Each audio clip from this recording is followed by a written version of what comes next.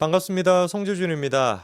이재명이라고 하는 세 글자가 대한민국에 끼치고 있는 악영향이 시간이 가면 갈수록 점점 더 심해지고 있습니다. 제일 처음에 대선 기간 동안에 이재명을 둘러싼 논란들이 터졌을 때 정말 많은 분들이 기절할 뻔했죠. 아니 아무리 대한민국 정치가 이렇게 후지고 아무리 천박해진다라고 해도 이재명 같은 저런 수많은 범죄 혐의가 있는 사람이 설마 대통령이 되겠어라고 우리가 생각했습니다. 물론 대통령이 되지는 않았죠. 근데 문제가 뭐였습니까?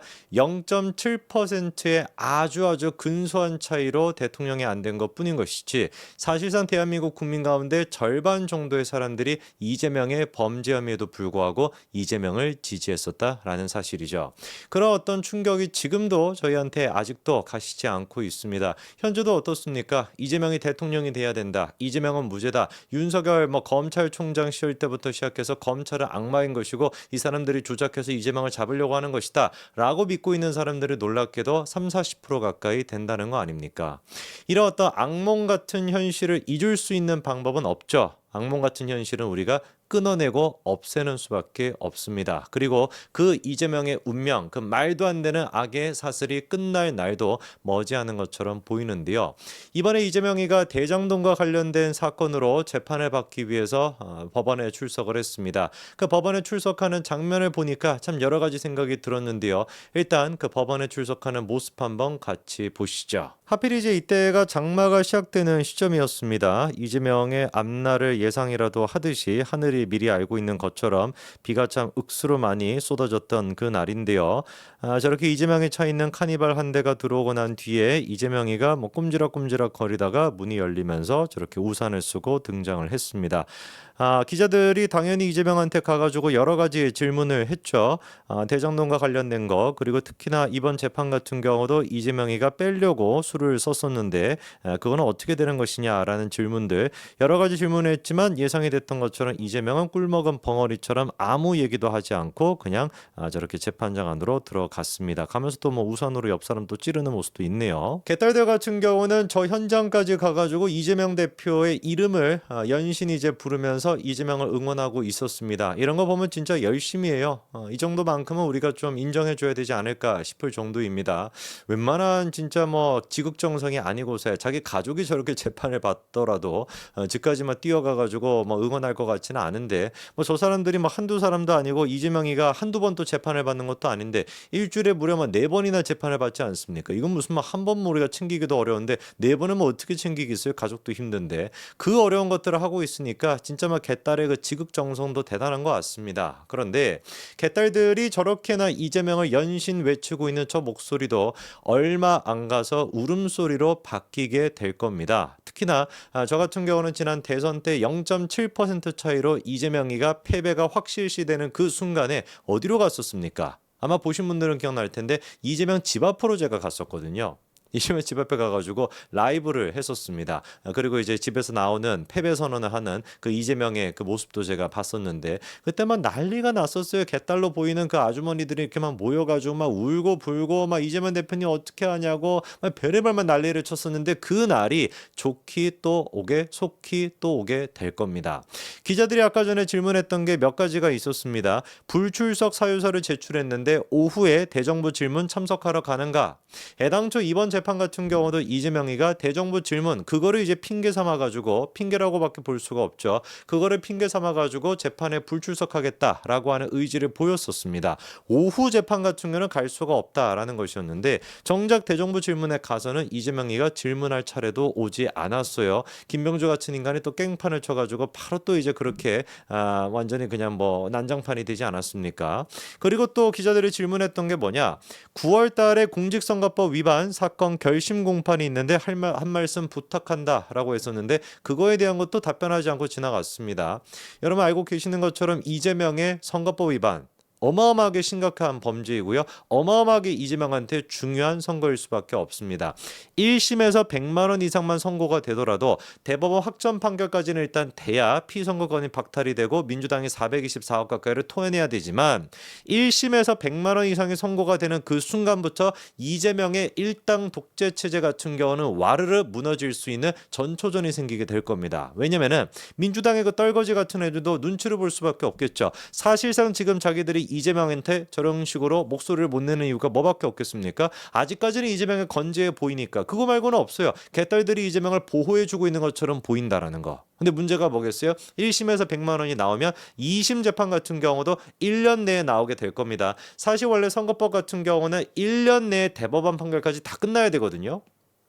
그런데 10월 달에 지금 이제 선고가 된다라는 것인데, 그렇게 된다면 기소한 지 2년 만에 결과가 나오는 것으로 원래도 늦은 게 지금 더 늦어질 수는 없습니다. 그렇기 때문에 1심 재판 결과가 10월 달에 나오게 된다면 2심 재판 결과 같은 경우도, 그리고 대법원 같은 경우도 어떻게 될 수밖에 없어요? 대선 전에는 100% 나올 수밖에 없습니다. 그러면 1심에서 일단 100만 원이 나왔다. 그게 2심과 대법원까지 이어질 가능성이 아주 높죠. 누가 있지는 않고서는, 권순일이나 김명수 같은 애들이 있지는 않고서는 사실상 그 1심의 재판 결과가 대법원까지 유지가 될 거거든요. 그럼 대선 전에 이재명의 체제가 나가리가 된다라는 게 거의 확정시 되다 보니까 주변에 있던 따까리들 같은 경우도 어떻게 할 수밖에 없겠어요?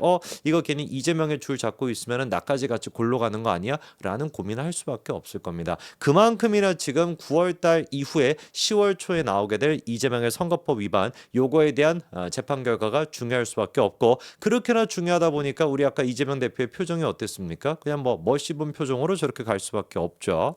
그리고 또 기자들이 했던 질문이 검사 탄핵 소추안 발의 예정에 대해 가지고 한 말씀 해달라라고 했었는데, 뭔 얘기를 할 게 있겠습니까? 당연히 민주당 쪽에서는 어떻게 했어요? 이번에 추가적으로 검사 4명에 대해 가지고 탄핵안을 발의를 했습니다. 이로써 민주당에서 발의한 것만 하더라도 무려 7명 검사에 대한 탄핵안이 발의가 됐습니다. 저는 이 부분에 대해 가지고 지금 이제 대통령실도 그렇고 이원석 검찰총장도 그렇고 열심히 이 부분에 대해서 목소리를 내고 있습니다만, 국민의힘 또한 마찬가지로 이 부분에 대해서 목소리를 내야 된다라고 봐요.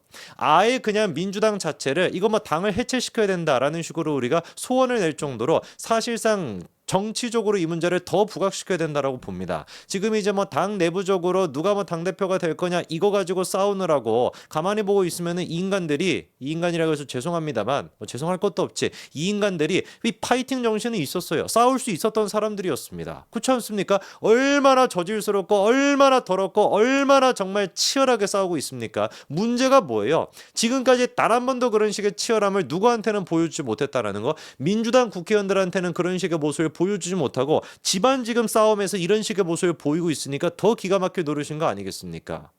충분히 그래가지고 국민의힘도 그런 파이팅 정신이 있고 미래를 생각한다라고 한다면 누구를 좌파다, 누구를 무슨 인신공격하고 이렇게 하고 있을 것이 아니라, 이런 지금 문제, 민주당이 이재명 한 명을 지키기 위해 가지고 대한민국 사법부부터 행정부 모든 것들을 지금 장악하고 있는 이 행태에 대해 가지고 더 강력하게 목소리를 낼 수 있어야 되는 거 아니겠습니까? 말이 되냐고요 도대체가. 검사에 대해 가지고 탄핵소추안을 통과시켜버리다 보니까 검사에 대해 가지고 당연히 헌재에 가가지고 기각될 것은 100% 확신한 거죠. 확실한 거 아니겠습니까? 그럼에도 불구하고 그 헌재 결정이 나올 때까지 6개월, 7개월 가까이 되는 시간 동안은 어떻게 되는 거예요? 직무가 정지가 되기 때문에 수사에 차질이 생길 수밖에 없는 것이고, 그게 자연스럽게 뭐로 이어지게 되는 겁니까? 이재명에 대한 재판 결과가 나오는데 6개월, 7개월, 8개월이 더 플러스가 되는 거예요. 얘네들은 그러니까 모든 게 지금 머릿속에 뭐밖에 없는 겁니까? 어떻게 해서든지 간에 이게 법률적으로 말이 되거나 헌법적으로 말이 되거나 안 되거나 상관없이 뭐를 하든지 간에 일단 뭐만 하자? 재판 결과를 늦추자.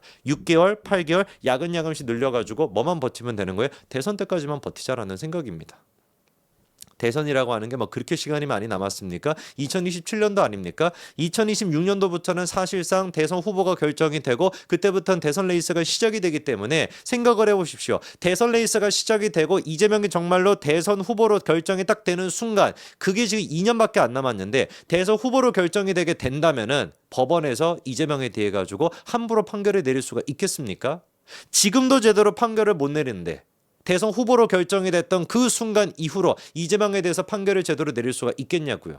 그거를 지금 계산해 놓고 지금 민주당 쪽에서 뭐 하는 겁니까? 검사에 대해 가지고 탄핵소추안을 지금 통과시켜 버리는 겁니다. 헌법적으로 법률적인 위반 사항이 아무것도 없음에도 불구하고.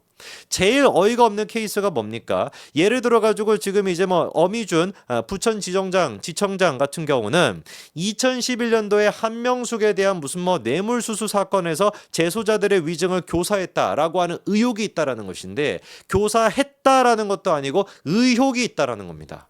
그것도 언제? 지금으로부터 무려 13년 전에. 정말로 한명수 사건에 대해 가지고 진실이 뭔가 왜곡됐다라고 믿었으면, 그리고 정말로 그거의 진실을 파헤치겠다라고 하는 의지가 있었다라고 한다면 그때 하든지, 2011년도부터 2024년도까지 한마디도 그걸 안 하고 있다가 이제 와가지고 이거를 꺼내는 이유가 뭐겠습니까? 그냥 타겟팅 해가지고 조지는 거잖아요. 왜 지금 4명에 대한 탄핵소추안이 통과가 된 검사가 다 공통점이 뭡니까? 이재명에 대한 수사를 지휘 감독하고 있는 그런 검사들 아닙니까? 그 검사들의 과거를 파헤쳐가지고 뭐 하나 티끌일만 한 거라도 있으면은, 실제로 그게 무슨 뭐 증명된 것도 아니고 입증된 것도 아니고 의혹 한 가지만이라도 있으면은 그거를 가지고 와가지고 탄핵소추안을 통과시켰는데, 이게 지금 헌재에 가가지고 인용될 가능성이 있겠냐고요? 제로죠, 제로. 이상민 행안부 장관에 대해서도 그런 식으로 탄핵소추안을 통과시켜가지고 거의 한 6개월 가까이 되는 시간 동안 직무가 정지되지 않았습니까? 헌재 가서 어떻게 됐습니까? 만장일치로 기각이 됐습니다. 일반 국민들 같은 경우도 형사소송을 제대로 안 걸게 되면은, 무고를 하게 된다면 무고죄로 처벌을 받는데, 이놈의 국회의원들 같은 경우, 이놈의 민주당이 잡것들 같은 경우는 탄핵안을 갖다가 마구잡이로 그렇게 뿌려대고 있는데 아무런 지금 제한이 없는 것이고, 실제로 지금 대한민국 헌법이나 법체계에서 이거를 뭔가 컨트롤할 수 있는 수단이 없거든요. 왜? 단 한 번도 대한민국 역사상 이런 일이 일어날 거라고 상상도 못했기 때문에. 야당 대표라고 하는 사람 한 사람을 지키기 위해 가지고 수사하는 검사에 대한 탄핵소추안을 통과시키고, 그렇게 함으로써 야당 대표에 대한 재판 결과가 늦춰지도록 해가지고 대선 후보가 돼서 대통령이 돼가지고 사면을 시키게끔 하겠다라고 하는 말도 안 되는 스토리가 대한민국 역사상 단 한 번도 생각된 적이 없다 보니까 이거를 통제할 수 있는 수단이 아무것도 없는 겁니다. 누가 상상해나 했겠습니까? 이런 당대표가 있을 거라고? 누가 상상해나 했겠습니까? 이런 당대표를 수호하는 그런 말도 안 되는 잡것들이 모여있는 당이 제1당이 된다라는 거, 과반을 차지하고 있는 제1당이 된다는 걸 누가 상상이나 했겠냐고요. 어느 누구도 상상할 수가 없었죠. 이원석 검찰총장도 입장을 내놨습니다. 이거는 이제 야만의 세계로, 야만의 시대로 빠지게 되는 나락의 길로 가게 되는 것이다. 민주당이 이런 식으로 검사에 대해 가지고 탄핵소추안을 마구잡이로 뿌리대는 것 자체가 대한민국이 야만의 시대로 나락의 길로 가는 것이다라고 지적했더니, 바로 민주당에서 뭐라고 합니까? 식물총장이 대놓고 정치하냐? 김건희의 애완견이다. 이게 말이 됩니까? 지난번에도 언론을 상대로 해가지고 애완견이라는 표현을 썼다라고 난리가 나가지고 결국에 이재명이가 사과 비스무리한 걸 하기는 했는데, 검찰에 대해서는 대놓고 지금 애완견이라고 얘기하는 거예요. 전혀 문제가 안 될 거라고 생각하는 겁니다. 아예 박수를 받을 거라고 생각을 하는 것이죠. 글자 그대로 정말 대한민국이 야만의 시대로 빠지고 있습니다.